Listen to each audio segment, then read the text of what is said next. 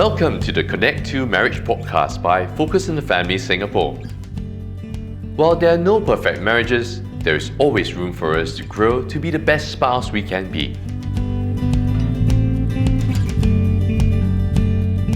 Hello and welcome to the Connect to Marriage podcast. I'm Gary. And I'm Jo. And we are your hosts for this episode. In each episode of the Connect to podcast, we'll be tackling questions that couples ask about sex and intimacy, communication and conflict, and so much more. We hope you will keep tuning in to learn with us and as you grow closer, deeper and stronger in your marriage. Today on our last episode of the Intimacy Matters series, we deal with a somewhat difficult aspect of sex by discussing what is private and confidential. If the topic of sex is hardly discussed, challenges to one's sex life is even lesser mentioned. Before we carry on, today's content is not appropriate for younger listeners. So, Gary, in the course of working with couples for almost 20 years now, we've actually really seen and encountered some of the most difficult and heartbreaking marital issues. And of course, we've not been spared of our own challenges, right? Yep. I think knowing that it's not just others, but us as well. Hopefully people realize we are not like experts in everything, then we have no challenges, but it affects every couple. And I think when it comes to sexual issues in marriage, some statistics actually suggest that up to 80% of couples experience this. It's probably no wonder. I mean, today with the proliferation of pornography, we've seen cases. I recall one of the earlier couples that we mentored when they were preparing for their marriage. I think it was a few weeks before their wedding, the bride-to-be discovered that her to-be husband was actually struggling and has been struggling with pornography since school days. It was painful, I think, but I'm glad they chose to meet with us to journey the challenging phase, and now they are happily married. With kids. Yeah. Yeah, and sometimes, some of these issues may be even more severe, may require, some external help. It could be in the case of, repeated adultery or even, sexual abuse and spousal violence. I think for us, remember, after a year of marriage, we wanted to have kids. And then we tried, and 1 month came to 2 months, and then 6 months, 7 months, 8 months, a year went by, 2 years went by. It was discouraging, and all the ideals of being able to conceive, have a child, it didn't quite happen for us in those many years. And I think at the back of my mind when we were having sex, I think we both wanted to say, let this be the time my wife conceives, but we didn't want to bring it up because we kept bringing it up, and it wasn't an easy journey for us. And I think after 5 years of trying, when the day when you suddenly said, Gary, I think I'm pregnant, after having no children for so many years, when I heard it, I didn't quite believe it. I was like, sure, are you sure? It's not real. Even after doing the test and it showed that you were pregnant, there was still that doubt. It was not because you suspected me of being unfaithful, right? Yeah, that was the joke we had, like, whose child is this? But it was a painful journey. Although friends around tried to encourage, they're saying all kinds of stuff in the hopes to encourage us, but deep down we were struggling, we were going through this, we felt we were alone in this journey. And sex definitely was a bit difficult to just enjoy because we had a KPI. We wanted a kid as a product of it. Yeah, but I'm glad to say that our child is the result of our love rather than our planning. Definitely. One of the things I recall also that when we were doing marriage preparation, we talked about the temptations that we have as men and women that don't necessarily disappear because we get married. And I think that's something that you and I have also worked through. Of course, we are just humans, so we do see, I see guys that I think really look good. Yeah, and I think it's fine because when we are able to discuss, I think every couple, what we call that kind of person that your wife will like.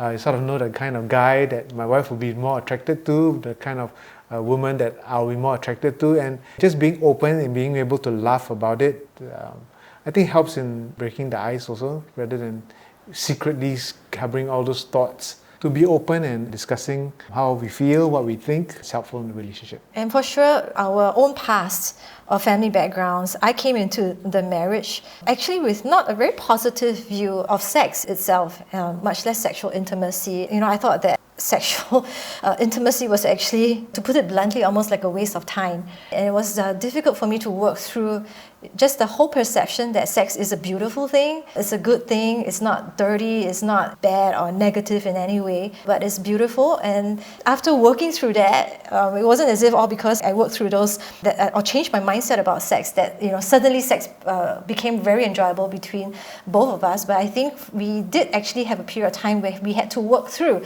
how to mutually satisfy each other, or rather how to satisfy our spouse. I do know that in doing that and in learning to have, again, I think we've talked about this so many times, right? Having that conversation, that candid, honest conversation. I'm glad that I did, because I think today we have a much more satisfying, enjoyable sex life. I agree wholeheartedly. Remember, intimacy is spelled T-A-L-K, talk. Keep talking, keep communicating, and the moment you stop doing that is the surefire way for your relationship to start dying. Well, is sexual intimacy in your marriage, for those of you listening, it's not quite what you hoped it should be. Do know that you are not alone. The challenges are real, and these days it seems to affect couples of all ages, regardless of how long or short a duration we've been married. Focus on the Family's own local study revealed that an estimated 2 in 5 individuals are actively consuming porn, and 1 in 10 admitted to engaging in extramarital sexual relationships in the past year. It's not particularly good news, but Gary, what can couples do, to safeguard against all this? How do we keep it private and confidential and really protect the sexual intimacy that husband and wife is supposed to have? A lifetime of love and romance requires intentional effort and attention. Yet, in times of busyness and with overwhelming priorities to tend to, our marriages can often take a back seat. No matter the state of your relationship today, we want to help you and your spouse thrive. Check out Connect 2, featuring specially curated experiences and resources, our favorite selection of articles, top hits on our podcast, date ideas, conversation starters, and more to address the issues that are keeping you and your spouse apart and help you rekindle the joy of pursuing one another. Visit www.family.org.sg/connect2 today. I think it's good to remember that all of us have an Achilles heel, vulnerable. We can be at times when we're tired and distressed with whatever situation. Don't ever think you're a Superman or a Superwoman, that it will never happen to you or happen to us. It can, if we are not careful, if we're not wise in how we are carrying on our relationship. But some tips for us to remember so that you always protect your relationship is learn to read between the lines when things aren't going well, which is again to communicate. Yeah, when you know something, when someone's struggling, just to find out rather than get frustrated, why is my wife like that? Why is my husband like that? Because she's stressed or he's stressed and tired and tension is there, to discuss, to walk through those things rather than dismiss it as, okay, that's the end of our relationship. Because we need to keep talking about it. We always have this, what is the goal?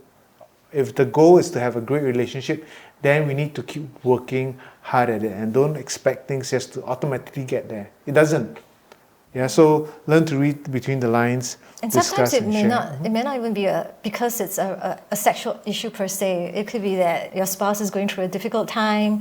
He or she is beginning to question their identity, whether their esteem issues or they're feeling inadequate. And that feeling of inadequacy can actually be carried into the physical relationship of the couple. I think for me, when just a couple of years ago, when I was going through a very stressful period of my life from work, having some post-trauma of events, counseling, the whole idea of relationship, of intimacy, that really was like the backseat, not priority, because I was just working through, and I'm just grateful that you also understood I was going through and did your best to journey with me, to care. And I'm grateful when finally able to just come out of it, that you've always been there. I think we have an agreement that between us, in the case of suspected spousal abuse, you need to get external professional help. And if the issue is beyond the couple, we need to at least learn to be open to seek external help. Between the two of us, Gary, I think we've agreed with each other what we should share, when to share, with whom we'll be comfortable sharing our issues, especially with regards to sexuality in our marriage. And I'm glad that we have mentors, couple mentors, where we feel feel actually safe enough to even let them know if we are having problems in our sex life? So it's about being accountable, being honest enough. And I think that really is a key for a healthy relationship when we are open to others. Obviously, the people you got to trust, and being able to just share what you're struggling with, and them being able to kick your butt if you're going off track in any way. People care enough for you, so that when you create such an atmosphere where that openness there, that care and concern, that accountability, I think you're more inclined to realize that, okay, people are holding me in check, I better work hard at my marriage. We have what we call a no secrets policy between us. And I know that's also helped us to ensure that we proactively safeguard our heart, our mind, and our body, especially against those outside the marriage. I think we've seen this enough, not just in the couples we've mentored or counseled or coached, but even as we've read books, as we've talked to friends and journeyed with couples.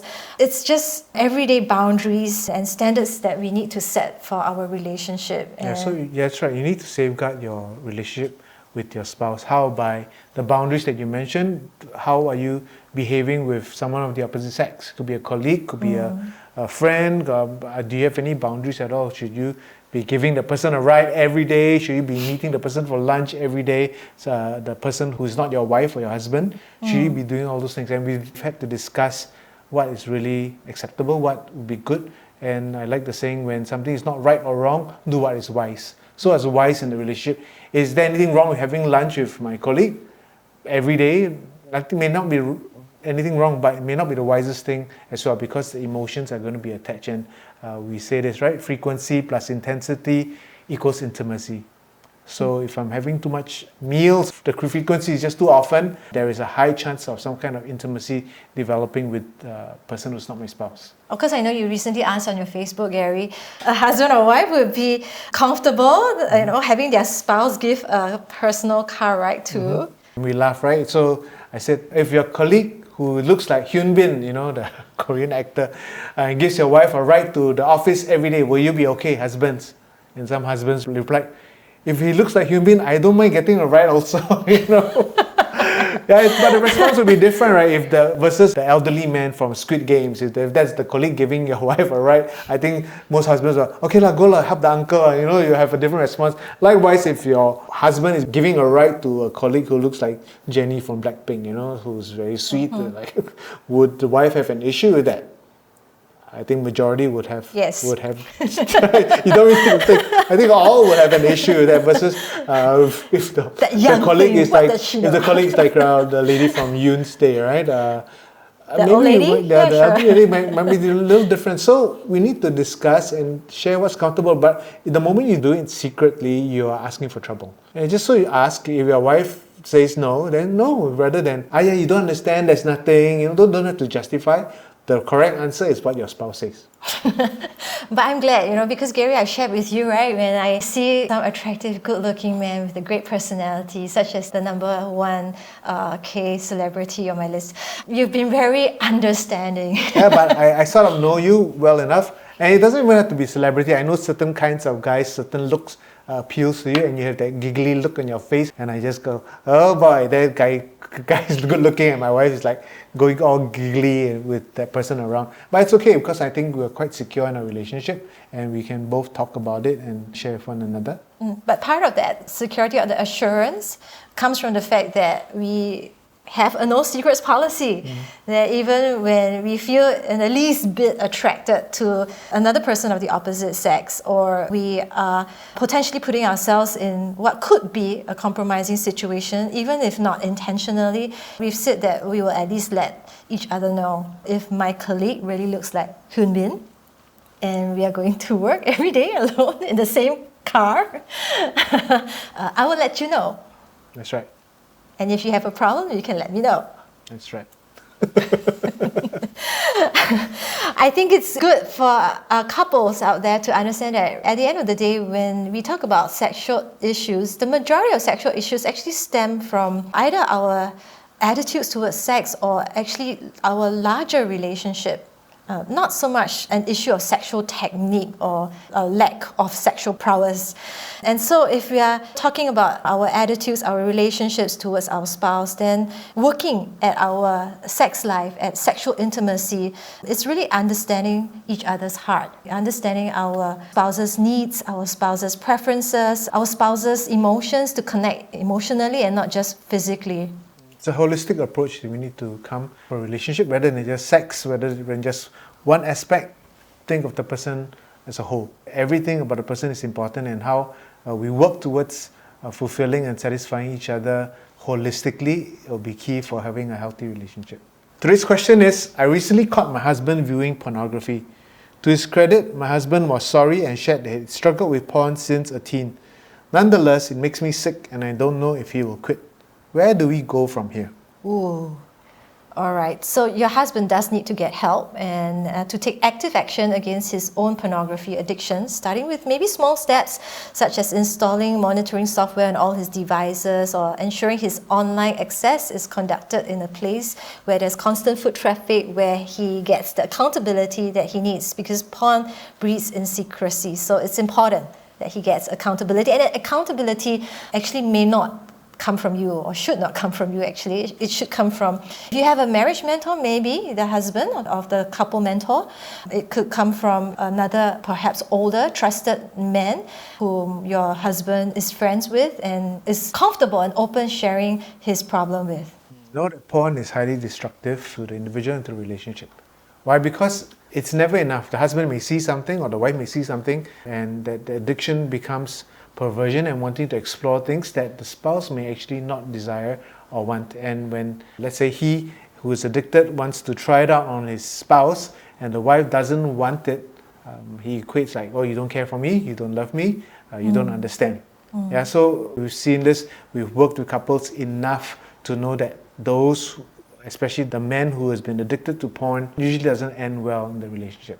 Yeah, and a good sex life, if you really want a good sex life in marriage, we need to know that it is worth protecting as private and confidential, exclusive to ourselves and our spouse only.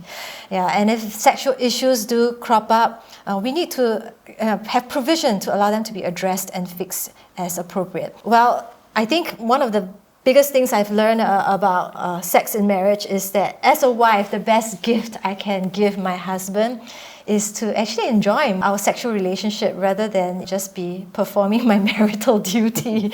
I've learned that when I enjoy it and I have sexual fulfillment, it makes you, Gary, as my husband, also feel good about yourself and also enjoy your lovemaking, maybe even more, as you naturally respond to me, right? That's right.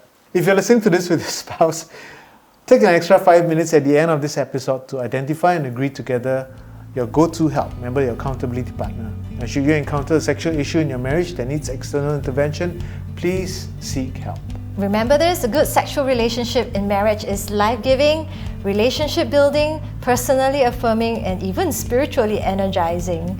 For more marriage resources, you can visit our website or blog at family.org.sg. And don't hesitate to follow us on Facebook and Instagram for more helpful marriage and family tips. If you have a question on marriage, such as the one today, you can message us on social media. Thank you for tuning in. Do follow and subscribe to the Connect 2 podcast. Until next time, have a great week with your spouse.